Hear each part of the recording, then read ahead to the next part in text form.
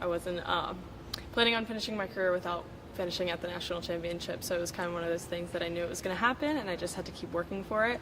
But when they told us that we were going to Eugene and we were in the top 12, it was one of the best feelings, and it's almost hard to describe. I knew it was going to be a tight competition, so there were 12 girls that qualify, and the bar went up to 180, which is almost 5'11", and I assumed that that would be the bar that would make it, and I missed my first attempt at it and then got my second, and I knew that I was clean before, and I knew that 12 hadn't made it, so it was one of those feelings I was just kind of like waiting to see.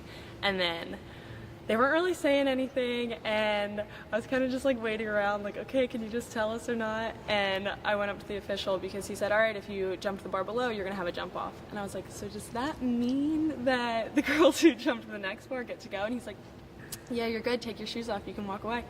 And everyone just kind of hugged each other, and it was one of those moments that it actually like felt a little bit like a dream, because I had seen that the last 2 years and I was on the other side of it and kind of bummed out, and I got to watch those girls like feel really excited and happy, and then I was one of them, and it was a really special moment. It's definitely emotional, and I'm a very emotional person, and I think that kind of contributes to the passion I have for the sport, and it has helped, you know, keep me in it the past few years.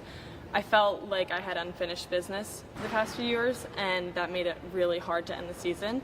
And, you know, after qualifying for Eugene after this past meet, it was one of those things I could just kind of like breathe and feel like, okay, like I did what I'm supposed to do and where I'm supposed to be. And I think it's just going to be, you know, soaking it all in and appreciating kind of like what this journey's been and getting to have one final trip with the team. But at the same time, I mean, I made it, so, you know, what's to stop me from going out there and trying to really compete and do my best and, you know, hopefully end on a really high note. There is something, I think every year when you go to a bigger and bigger meet, there's this feeling like you're looking around that, you know, wow, these girls are really good. And then with each meet you go to, like, okay, I'm one of them and I'm part of this. And then there's just this expectation that you're supposed to be there. And sophomore year, I don't want to say I went and had fun, but it was one of those, I was like, oh, cool, I made it.